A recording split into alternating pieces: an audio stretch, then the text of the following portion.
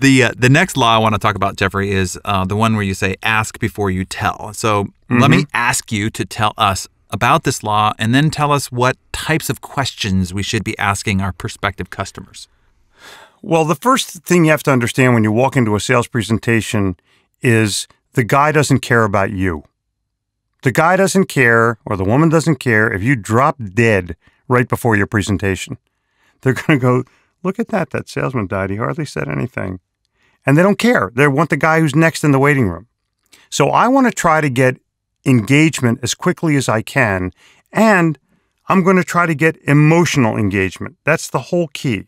Can I ask them a question that involves them emotionally? I want to know about their wisdom. I want to know about their experience. I want to know about their knowledge. And the easiest way for me to do that is ask them about them. So, for example, and take an easy one. If I'm selling a copier, I'll say, Bob, when I say copier, what one word comes to mind? And he says, well, lousy service. No, Bob, that's 2 words. I'm hoping for 1 word. But what do I know when I hear that? I know that he's got a copier. I know that he's not happy with the people that he's dealing with right now, and I know I have an opening. But if the guy says, well, I had one company for 25 years, they're the best company I've ever had, I'm toast. But at least I know it from the very first question.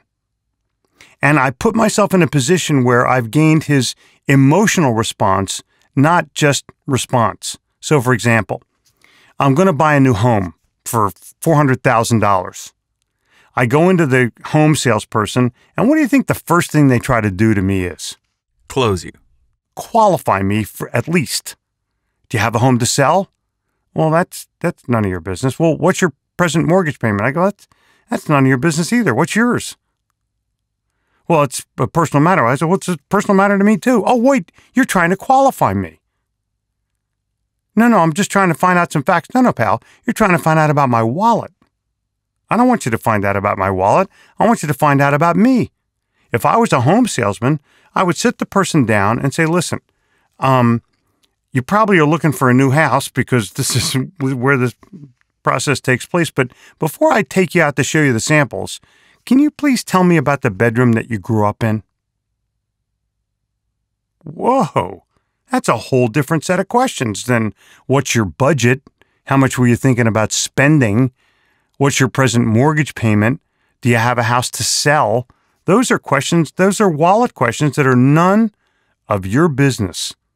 But if you ask me about my bedroom that I grew up in, heck, I'll tell you everything. The fights I had with my sibling, and then I'm going to say, well, is this the room you want for your kids, or is this the room you want for yourself? And the answer is an emotional, now I can share a cup of coffee with that person or a cup of tea with that person, and they're willing to tell me way, way more. Now when I show them that room or that home, I'm their friend. They're with me emotionally, Darren. So I ask as many emotional questions as I possibly can. And I'll tell you, even at the demo point where you're going out to take this person to a home, you walk in and the person says, well, this is the master bedroom. Really, the master bedroom? Huh? Yeah, it's 17 by 20. Really? Do you have a tape measure on you? What do you mean? Well, I think you're lying. Let's measure it. Why doesn't the guy walk over and say to the woman, will all your clothes fit in this closet? Because if it doesn't, you're out, completely out. And just while we're on the subject, by the way, men decide nothing, women decide everything. Yeah. Learn that. I mean, everything. Mm-hmm. Not even close. Mm-hmm. Honey, I love the sofa. I don't. Okay, well, let's go someplace else. Over.